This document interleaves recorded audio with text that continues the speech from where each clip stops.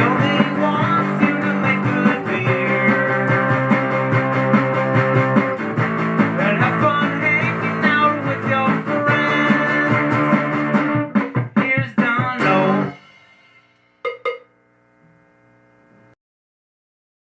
Today on the program, a beer I should have brewed 3 months ago, because we're coming into the time of year when you would be drinking this beer, and the reason you'd be drinking it now is because it's going to be 90 plus Fahrenheit, and you're supposed to brew this beer in the spring. And we can get more into the style in a bit, but Biere de Garde means beer to keep. It's a French style.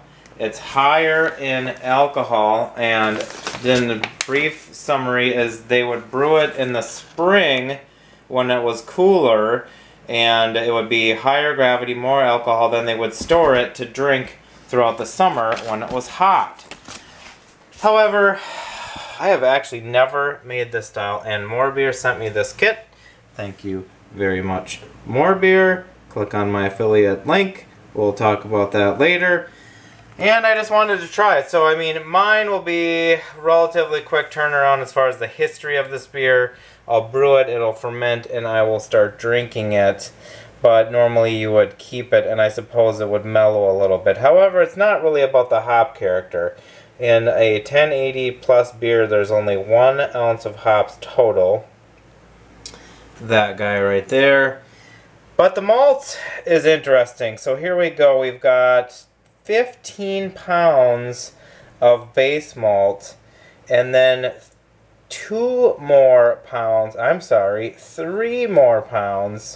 of these guys, Abbey malt, Caribbean Special B, wheat, for a grand total of 18 pounds. So the yeast I'm using, I've never used this before, Cellar Science Monk Premium Beer Yeast.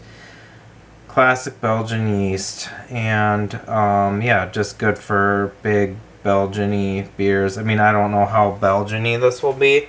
I'm going to try to ferment it as cool as possible. Well, you know, mid to low 60s. And, you know, I did a quick inventory of all these malts, and they're all here in a kind of like a lot of different bags. The 5 pound, if you have 5 pounds, they'll send it in a 5 pound bag. So, like this guy, you know, 5 pounds, but then I forget how many pounds of pills there is. I think there's like 13, so there's probably 2 5 pounds and then 3 1 pounds. You know, that's just how they gotta do it. But I'm gonna get this crushed today, and we'll do the mashing tomorrow. What we're gonna do now is we're gonna sit outside and talk about Biere de Garde for a sec, which I got the water heating up in the kitchen. The reason I came outside is because it's like 86 Fahrenheit today and gonna be hotter tomorrow, and this is the time of year where it would be hard to brew if you were in the old world and didn't have cooler areas or refrigeration or things like that. I have a cool basement and I have my ice jug, so I should be able to keep it into temps, but basically it's a style that comes from France, and what they would do is brew in the, I'll just read this here, brewed in early spring and kept in cold cellars for consumption in warmer weather. And they also would make it stronger, which I don't know if that was part of an attempt to preserve it better or not. Another interesting thing about this Biere de Garde is it has kind of like a range of color. The strength is generally, according to BJCP, 1060 to 1080, 6 to 8.5%. Mine's definitely going to be on the higher end of that, maybe even over 1080. But as far as color goes, there can be blonde, amber, or brown. So it can be a wide variety. So it's not like saying foreign extra stout or Pilsner, where you really have an idea of what the color is going to be. I don't know what the More Beer one is, but looking at the grains, I feel like it's going to be more in the darker spectrum, which is fine. And so the darker ones have more of a rich malty character, which is also fine. This is a strong malt accentuated style. It's supposed to be malty yet dry, clean flavors, smooth character, prominently malty sweetness in the aroma, also with some toasty, bready, rich malt character. Medium to high malt flavor, again, toasty, rich, biscuit, toffee-like, or light caramel sweet character. So the flavor is said to be finished dry to medium dry, which is interesting with all that malt. They recommend mashing at 153 Fahrenheit, so I'm going to do that. There could be some alcohol warming. Now, the other thing that I'm not doing is storing it in the way that the original style would call for. So I basically am just kind of getting an idea of what the style tastes like with this malt bill and these IBUs and the type of yeast, but not really the lagering part or the aging part. The yeast I have is interesting. Cellar Science Monk yeast is said to be clean with some delicate dried fruit notes and restrained phenolics. So again, I'm going to try to ferment it on the cooler side. I'm not trying to accentuate those, you know, any Belgian phenol type character.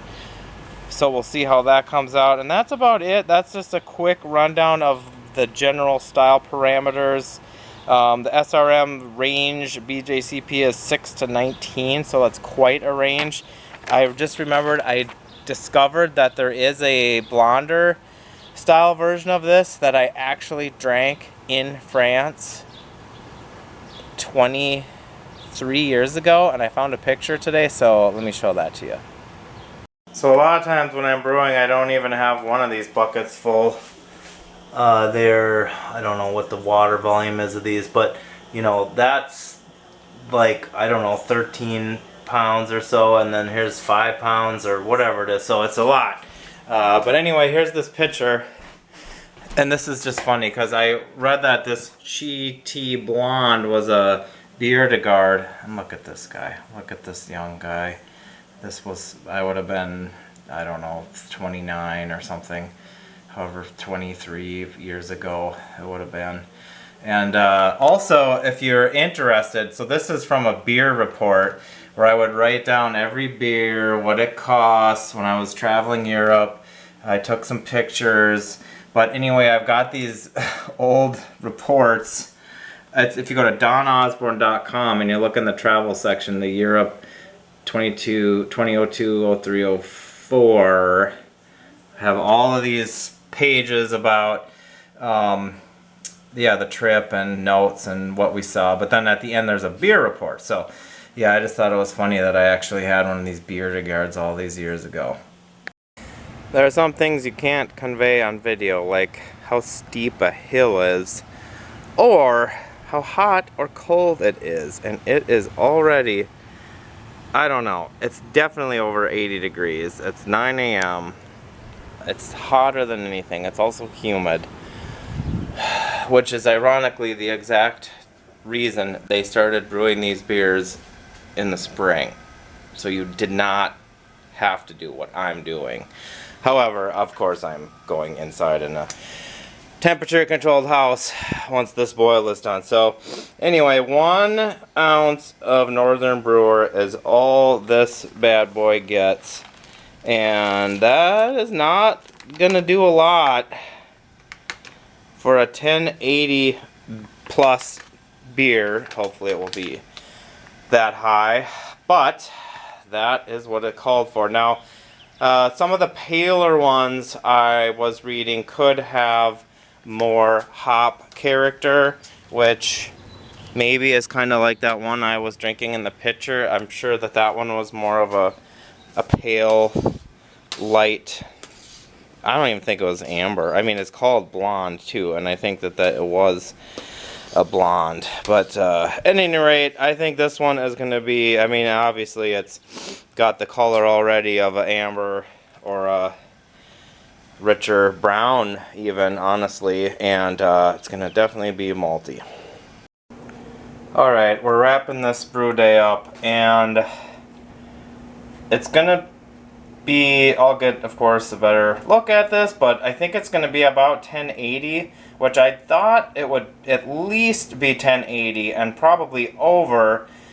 And I started with 7.5 gallons. I boiled it in 2 pots on the stove for, you know, almost an hour, and then I did the regular boil. But here is why it's quote-unquote only 1080. So here's my 5-gallon line. Here's my 4-gallon line. So as you can see, I got a good full half gallon over 5 gallons. So if I wouldn't have had that much, if I would have reduced the volume more, it would definitely be, I mean, it would be like 1085 or so.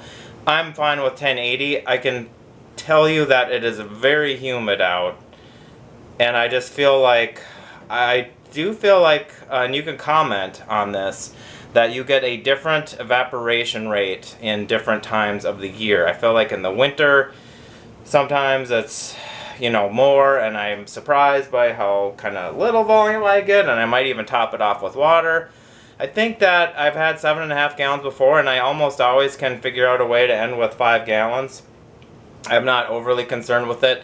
I did want to, I was hoping to at least get the 1080. I mean, that is a good big number, and that's kind of what the style wants. Anyway, so we're going to get this yeast in there. I'm going to pitch for sure a packet, and then either like half a packet, 3/4 of a packet, maybe 2 packets. I don't think I need 2 packets, and there is, you know, the idea of pitching the right amount, which in this case I don't really have an easy way to figure out exactly the grams of yeast. I could probably do it if I wanted. So we'll see what we get, and I'll make a note of it. But otherwise, pretty good brew day. Alright, it's the next morning, and I'm happy to see this. And yes, I did get the blow-off tube out for the first time in all season. Oh yeah, there we go. Looks good. So now I am curious about the temperature. So let's check on that, because it has been very warm. Yesterday it was like 95. Okay, so that is fine. And I have, you can't really see, but there you go. I got a jug there, which is all melted, and then I have another one on the other side. But if it's only 62, I'll probably, maybe I'll replace one of them for now, and then just keep an eye on it, because this will warm up a little bit. But that means that this, let's see, what can I go like this? 64.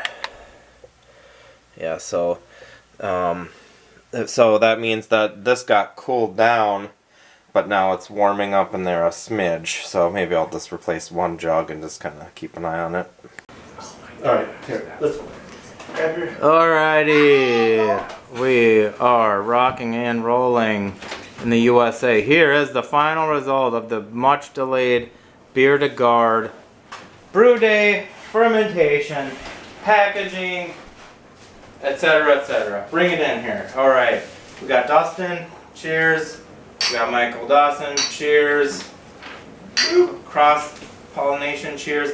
I think, I don't know if I gave you the final OG. It was 1078 after I really looked at it and was honest. I was hoping for 1080.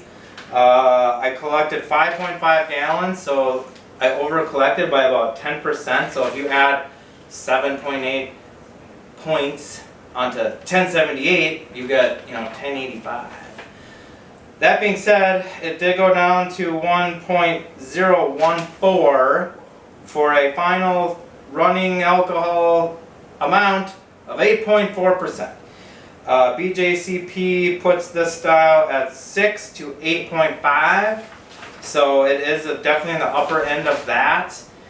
It was brewed June 21st, keg July 16th. I purposefully let it sit around longer than usual before kegging, and I actually brewed another beer, the Potter's beer, I think I brewed after I brewed this beer, but kegged that before this beer, just so I could give this beer more time to age because of the strength.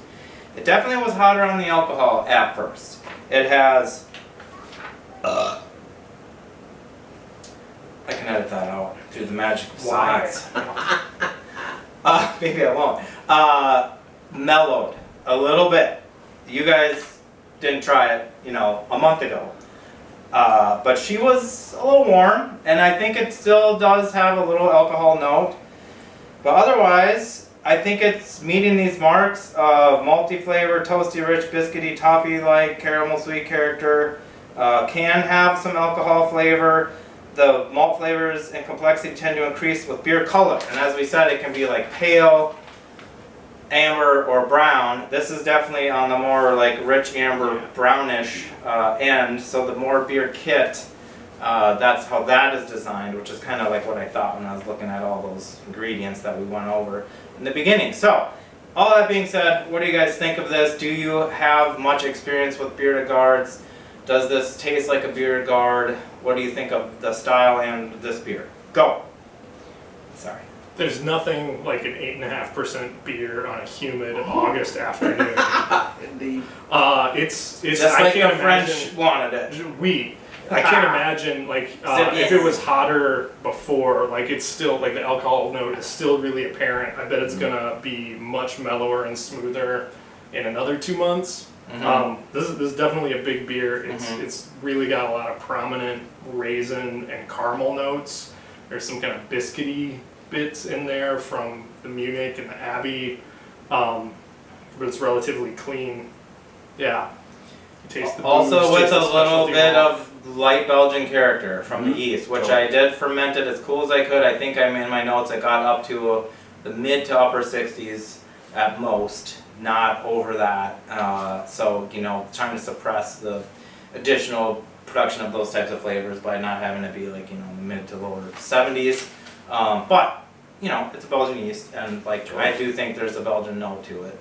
I think it is, you know, compared to other Biere de Gardes I've had, it for sure feels in that world. And what I'm curious with all those specialty malts, like if you were to like make the same beer, you know, maybe this is like a magic experiment, make the same beer again but without all of the specialty malts to really pick out like what is the yeast contributing to it, as opposed to, you know, 12 ounces of special B and like Munich, you know, there's like a lot of rich malty character in there. But I do feel like the yeast is playing well with all of that. So I'd be curious, like what component of that is just what the yeast is doing compared to what the malts are doing. Sort of like a peppery, light cloviness, I think, just that I'm assuming is from the yeast, along with the toasty and caramel flavors. It's not a quaffer, it's not a slammer, it's not a rice lager. It would probably be more of like a snifter, you know, 8 to 10 ounce or so pour and sip on it a little bit. But I mean, I don't know a lot about the style. As I pointed out in the beginning, I accidentally drank one 20 years ago in Europe. I don't really remember what that tasted like, but I remember it was a fun find, and it was fun to like go back and I'll edit that out. I wish you wouldn't. Why? You don't have to. Why? Maybe I won't. Anyway, I don't really remember that cheaty blonde, but yeah, I mean, I think it's I think the construction of the kit is solid, especially when you read about what this beer's supposed to be like. It's got the strength, it's got the complexity, it's got the color. They let you pick what yeast you want, so I think that this choice of yeast, I'm assuming, is in spec with, I think generally most of the options traditionally would be like Belgian adjacent, or maybe there's like a French one that's, you know, kind of like spicy or what have you. Yeah, I don't know. You said quad. That's like I've been saying barley wine because of the strength and the malt, but like the quad gives it the Belgian note. Drinks like a quad to me. Have you ever had Ursa Minor's Ewok Cuddles, which is supposed to be a double? Not by memory. I had it back in January, but I think they are still making it right now.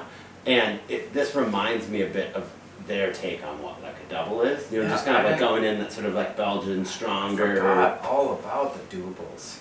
Like I used to get that La Trappe double, and like that would have been. This is also quad. or doable. Like, yeah, in that kind of wheelhouse. And I don't really think about this as like a strong dark Belgian, but I mean, it kind of is. I mean, that's like what that's what it drinks like, honestly. Even though it's a French style. It has something that's a little bit different, but that's like the closest thing that I could, connect it to. And maybe it is that kind of clovey, spicy thing that's a little bit more. I think it's got to be from the yeast, but I also am not super familiar with what specialty would contribute. I think it's solid. It was it's probably going to be a long video because I talk about the style in the beginning, and I think I do a more blathering on. I do an unpacking of the box, etc., etc. But yeah, I mean, thank you to More Beer. Thank you guys for sending these kits. I appreciate it. This is my third one. Hopefully there'll be more. And so, viewers, click on my affiliate link if you are going to buy anything from More Beer, or if you are thinking about buying some ingredients. Click on my link, and that tells them that people are watching this video. Yeah, comment below if you like this style. I mean, it was a pretty kind of an unknown style to me. Like I've said, it's not nearly as common as so many other styles. I mean, you can even get a Grodziska like on tap at places now, but like I don't know how many times you can go find a Biere de Garde. So yeah, you got to make your own. You know what I'm saying? Yeah. All right, c'est bien. Au revoir, suckers. Thanks for watching. Catch you later. More Beer High School football rules. Woo!